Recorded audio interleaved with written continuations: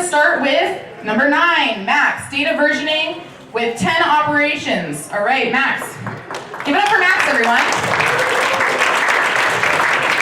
All right.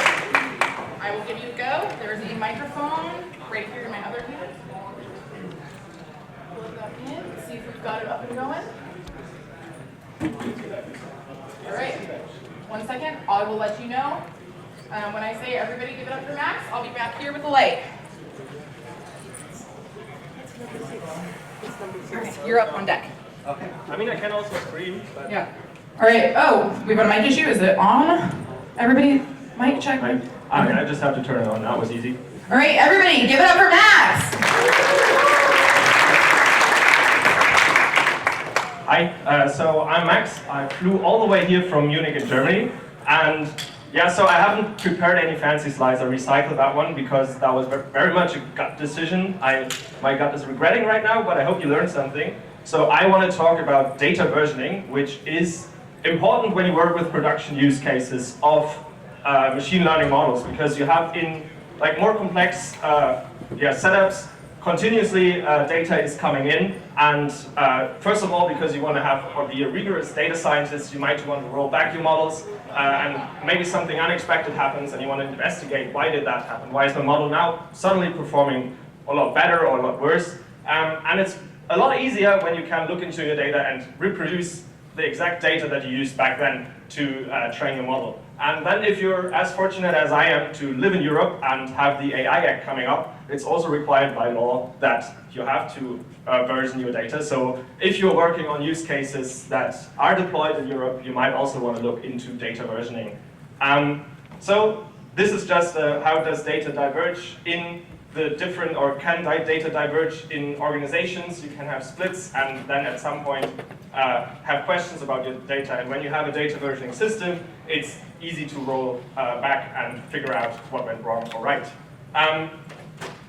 Then this, I'm in no way affiliated with LakeFS, but for a reason that I'm going to tell on later, I like them a lot, is they're basically one open source tool that you can use for data versioning, and it's basically a Git-like structure. So you have different branches, you commit your data files onto them, you can merge branches, you can have like dev and prod setups.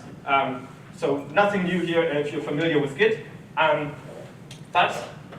So how you use them, or the way you're using them, is sometimes a bit clunky. You can see on their landing page on the right that if you want to create a branch, that's these five lines of code. And now we come to the place where I'm excited to talk about that, because or my company is developing, or has developed a small, neat little open source project called LakeFS Spec, which is what I'm showing you here. So it's basically a wrapper around the LakeFS system that makes it easier to read and write to the different branches of your LakeFS system. So you have, once you set up a small little config file, and then you can either here, like you see here in this cell number 5, put a file to that system, or if you look down, which is even easier, then with the LakeFS spec package installed, which is what we developed, it can recognize LakeFS as a file specification. So with your pandas read or write operations or everything that has FS spec under the hood,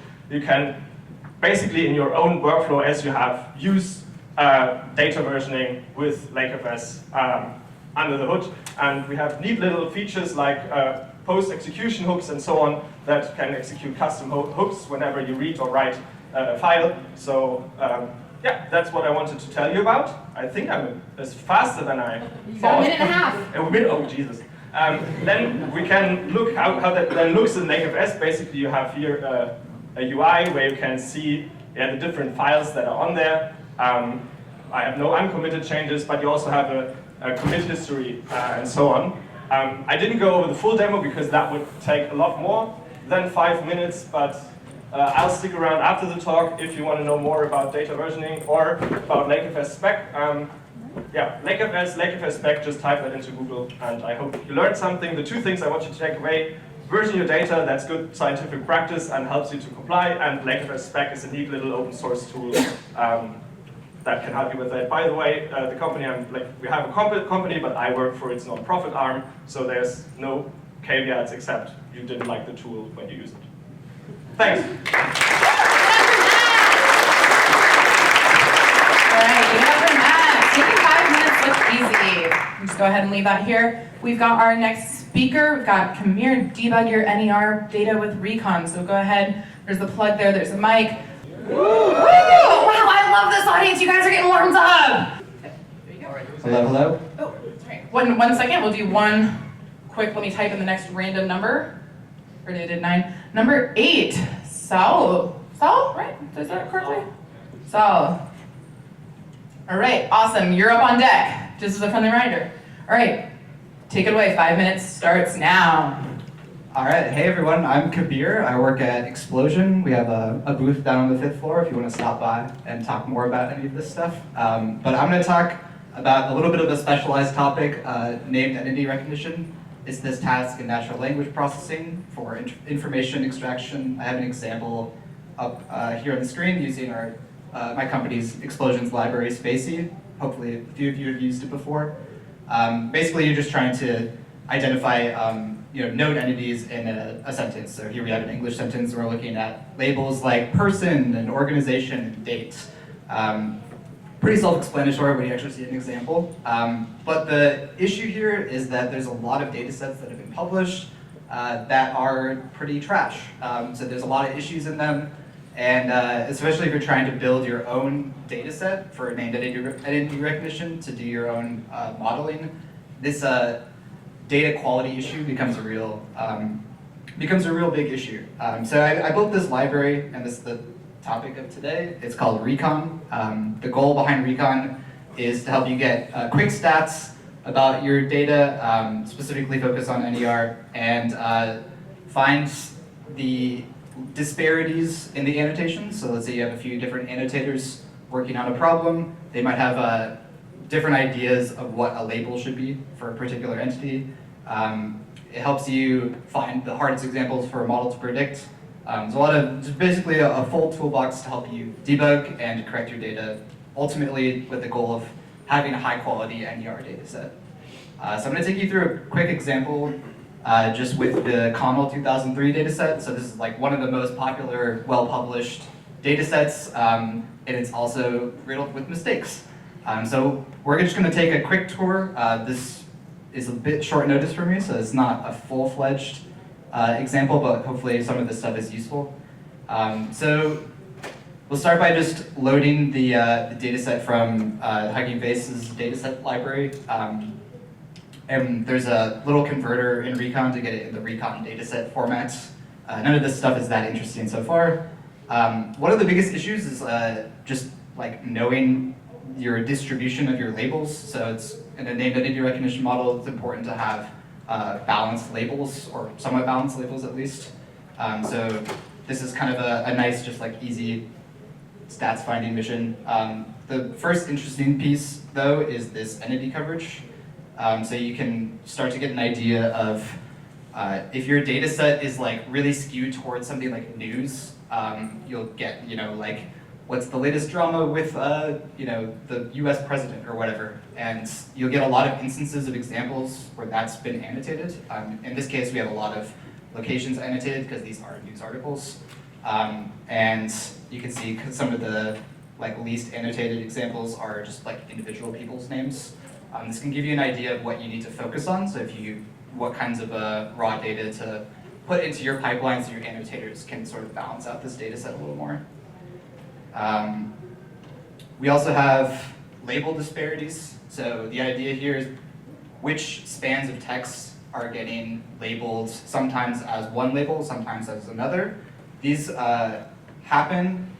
So here you're looking for the ones that are a little bit lower numbered, because usually those are actually mistakes that an annotator made. So these higher numbered ones, there's actually some ambiguity, but these lower numbered ones there's actually often somebody had just selected the wrong label. I think I'm running a little short on time, so I'm gonna skip a little bit ahead. One of the most useful workflows is just, if you have a trained model, you can use that model to run predictions on a dev set, and then you can calculate what the hardest examples are for the model to actually work with, just based off of like an individual F1 score for each example. And then those are sorted by recon, and you come up with some examples where you actually have some real data quality issues. So just in our training set, we actually have this inconsistency with this first example, where the annotators didn't follow the annotation guidelines here. So our prediction is this second line, this English County Championship cricket matches on Thursday. This is actually correct. Thanks, everybody.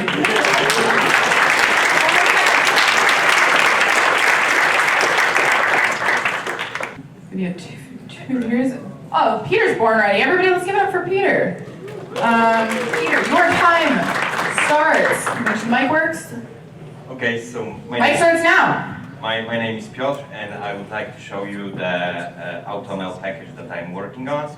And it's a Python package, so you can just drop the tabular data into it, and you will have a lot of machine learning pipelines ready. And so you will have the leaderboard with your models. And you know, I always thought that the most important thing when you are doing AutoML package for others, it is the performance. But it looks like not only performance is important in AutoML tool, but also the documentation. And we have such feature that automatically creates documentation for each model. So I will show you quick demo.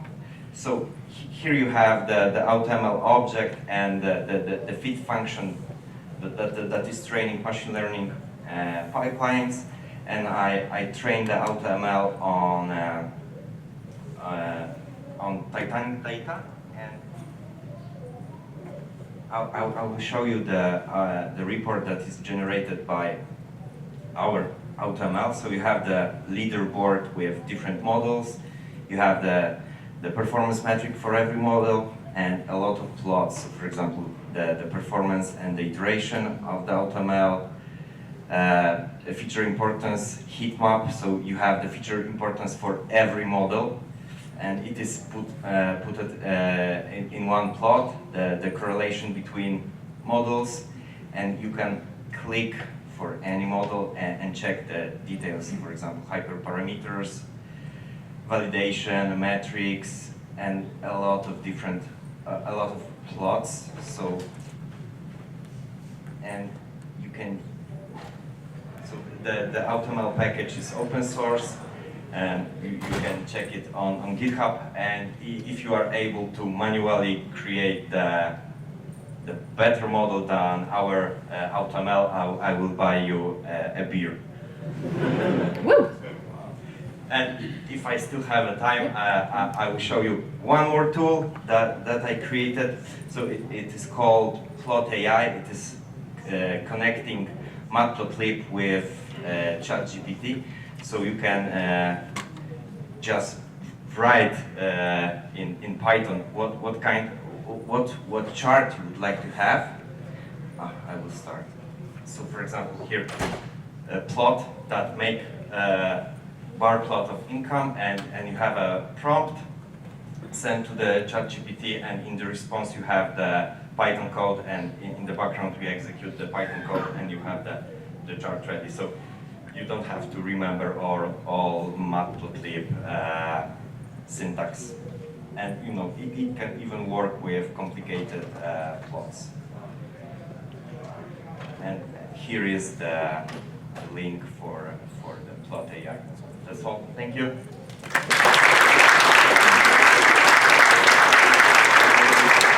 All right. Get my timer going? Hello. All right, you have 5 minutes. I'll give you a light at 1. Time starts now. All right, thank you everyone. My name's Saul, and I'm going to present on egraphs in Python with a library called egglog. This is built off of a Rust library that I didn't write, but I wrote the Python bindings. So what are egraphs and what is this library? So the goal is to have a faithful binding to the Rust library, a Pythonic interface, and to have it be a base for other data science libraries to build upon when they're building expression systems or rewrite systems. So this library is really aimed at other data science libraries to use internally. So what is an eGraph? eGraphs are like a data structure that comes out of the automated theorem proving kind of community and the equality saturation community, so it's basically from academic computer science, and they can be used to write rewrite systems, which can be used to write compilers. So another way to think about them as basically you define some types, you define some expressions, and then you write rewrite rules. They could be kind of like mathematical rewrite rules to convert between those expressions and then extract out like a lowest cost expression, and that would give you your like compiled form. So we'll go into an example because this is quite abstract. So we'll start by making a sort of a NumPy-alike array, right? An ND array, very simple here, just you can add or multiply and you can create an A range. So you notice that when I define this, I don't actually write bodies for any of these functions. All I'm doing is writing their signatures, their type signatures. And then I can write a rewrite rule. For example, I can say x plus x. I can rewrite that to x times 2, right? Those are like equivalent. And maybe x times 2 is faster for some reason. So one thing to notice, again, I'm writing this with just Python functions. I don't have to write any like, add class like you would if you were writing like maybe some other kind of system. And I can use, and this all works with MyPy and type annotations. So now I can make a function, or an expression, a range of 10 plus 10.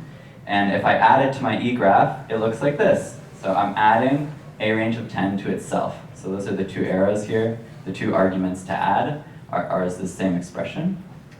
And then if I run my rewrite rule, I can see that this is now equivalent to the multiplication of a range with 2. So this here is the equivalence class. So it shows that these two expressions are actually equal to each other. You could substitute one for the other and you get the same result. And so then we can extract out our lowest cost expression for our input and say, okay, that's a range of 10 times 2. So this is a very tiny example, but I hope this gives you a flavor of what's working under the hood. And now I'm going to go with a slightly larger example. So let's say I'm using scikit-learn and I'm doing some kind of classification. And let's say I want it to go faster. So I might want to try to use Numba, right? But let's say Numba actually doesn't support scikit-learn, so I can't, wrap a JIT decorator on this. It's not going to work. So what can I do? What I can do is I can use the egglog array API implementation and pass that into my function. Basically execute this scikit-learn function on an abstract array. So I make some assumptions about the shape and D type of my input, but I don't know anything about the data. Skip that. And then what I get out at the end is this huge, long, abstract expression, which is what scikit-learn is actually doing under the hood when it's doing this function. So you're basically extracting out the information that scikit-learn is performing. And then we can actually compile this back to Python code. So you see now we just have a bunch of NumPy operations. We see we have the SVD, which takes most of the time here, but there's a bunch of other stuff that's going on. And so this is a form that actually Numba can optimize, right? Numba can handle standard NumPy fine. This is also a graph representation, which is very small and really ineligible, but you can get a sense of like this is the form that scikit-learn is generating. So then we can call Numba on it. We can do a little benchmark, and we can see, oh, wow, when I was doing my benchmark earlier, it was faster, and now it's slower. So there you go for a live demo. But it's at least equivalent functionality. So the conclusions here are not that you should use this instead of some other array optimizer, but that it's flexible enough to build systems like this that conform to the NumPy array spec. You could pass them in and they work just like the NumPy array, but you can implement rewrites and add your own optimizations. So hopefully it's a way for different array libraries or other data science libraries in the Python ecosystem to work better together because they can compose more easily. One library could just write the ND array interface and another library could write rewrites on it. So there could be a greater, basically, collaboration between libraries. So thank you so much.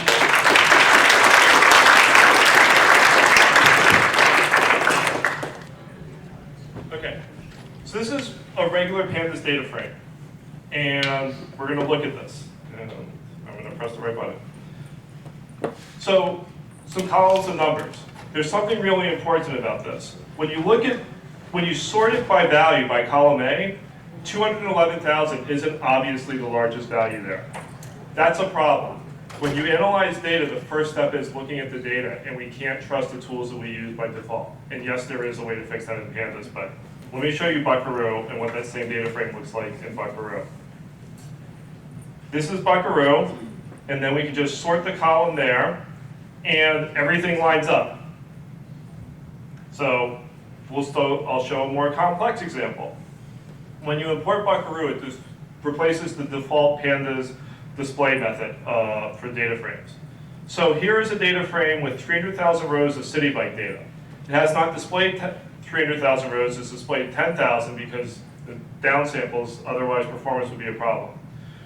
We can still sort, we can look at summary stats, and there are some histograms here. We'll get more into those. And you can also scroll left and right. I'm doing this wrong hand. This will be easier. So here are some common histograms. You can see a normal distribution, exponential, and increasing. When I look at data, I want to know what's going on with it really quickly. Here is a column with only a single value. Here's a column with 3 categories in decreasing value, and this is what all unique values look like. You have a separate bar for that. Here's some more about categorical histograms. NA gets its own type of bar, and long tail, values you have 2 or more of. So this works for polars also.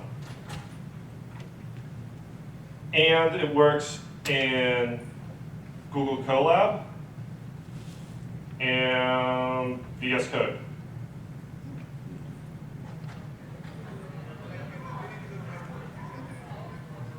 I got tired of cleaning data frames the same way over and over again.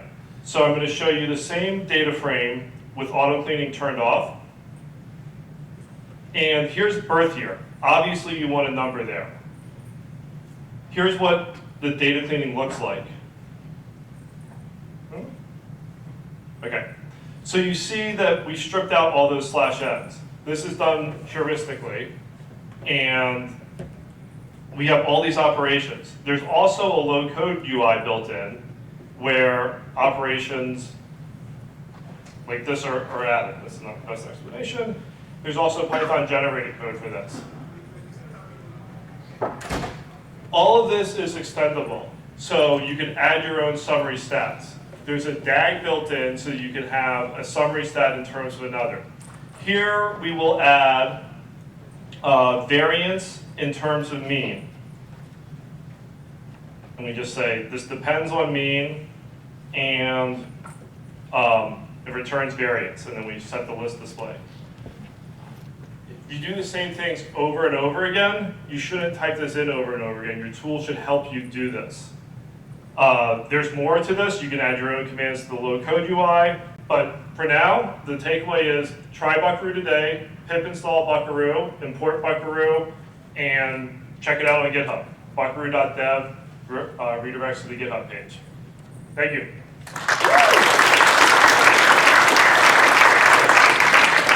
Holy cow, you guys are all fast today. How's everybody doing today? Woo! Woo! That didn't sound like we're actually doing well. Let's try again. How's everybody doing today? Yeah! Awesome, awesome. I'm Jeff Hale with Prefect. I'm going to talk to you a little bit about workflow application frameworks. What does that mean? Why are we talking about it? How do we do it? That's the thing we're going to talk about. So, I'm going to suggest that you probably have workflows or you depend upon them if you were here at this conference. I heard a speaker earlier actually use the term workflow. Who here thinks about themselves as doing things with workflows? All right, all right. Cool. I would posit that most of you do in one way or another. In today's world of data and Python and software, you are interacting with lots of systems. Is that true? True or false? True? True. All right. And you are probably having some events happen in those systems a lot of times, right? Something goes wrong, something goes right, you want to know about it. So being able to understand and react to events is something that we all need. And then if you're working on a team, you are probably not doing this just by yourself and everyone's not following the same things all the time. Having a little bit of standardization can be super helpful to save you all kinds of pain down the road. So here, what do we need exactly to deal with this? What are our solutions to being in a world where we have lots of different systems? the screen going black. No, good, okay, back. We need an API to sit in the middle of those systems so that we can know what is happening and interface with all of them. We need an API that we can interact with in terms of automations automatically, just like boom, and something happens right when I want it to. And we need the ability for a person to go in and say, I actually want to make a change here, right? So we want an API that is secure, easy to use, and works for people and robots. If you ask ChatGPT to make a picture, you will get back something just as beautiful as this. And I'm not sure if you can read everything here, but it makes no sense at all. But that's sometimes how the world is with our APIs, right? We're sitting there interacting with lots of different systems. So, the second thing we want to do is understand and react to events. We want to be able to observe everything that's happening and take action automatically when warranted. And for example, maybe we want notifications, right? We're depending on some kind of system. You'd like to get an email, a Slack notification, PagerDuty, something if something goes well or when it doesn't. Maybe you want to run a different workflow automatically in response to something that happens. Maybe you want to pause your workflow on a certain infrastructure when something happens. So these are all very useful things to be able to do in this world. If I hit the button, something should move to the next slide. Move to the next slide. Move to the next slide. All right.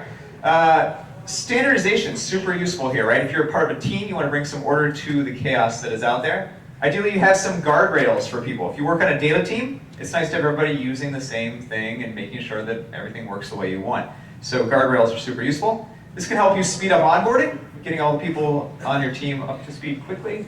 Is this blinking for everybody or just me? Yes. Okay, sweet, sweet. Yeah, this is fun, right? It would be fun if we didn't have some stuff like this. So we want to make sure we have standardization, so we have this is a precondition for really having some centralized observation. So what's the solution here? A workflow application framework. Who's now excited? I bet you're excited. I'm liking, right? So what's a workflow? A system for managing these repetitive tasks. An application, something holistic, interactive interface for software. That's how we're thinking about things here. And a framework. Building blocks to reduce the overhead associated with these common activities, right? Don't reinvent the wheel. Don't repeat yourselves here, so keep it dry. So workflow application frameworks. And the whole goal of this is to save you some time, save you some money, and increase productivity. So where does Prefect come in? This is what we do. We are a Pythonic workflow application framework for developers. We have an open source Python package and a cloud-hosted solution for teams. You can check out the repo that includes all of the demos that I'm not giving because I'm out of time. And you can give us a little star there along with the other 13,000 people who have done so. Get some great dashboard action to take care of your workflows and make sure things are going the way you want. Again, the demo time is running short, so I'm going to skip that. So one quick story here before the last 30 seconds. Just got this message today from someone on our team that a startup needed a solution to power a customized physical activity reminder for their app that they were generating. And if we want to have workflows to run on a schedule every time the user wants to set an automatic schedule for when they want to get notified, that's a tool that Prefect can do now with this workflow application framework. Check it out, Jeff Hale. QR code that action if you want to get in touch or connect on LinkedIn or elsewhere. Thank you. Woo, give it up.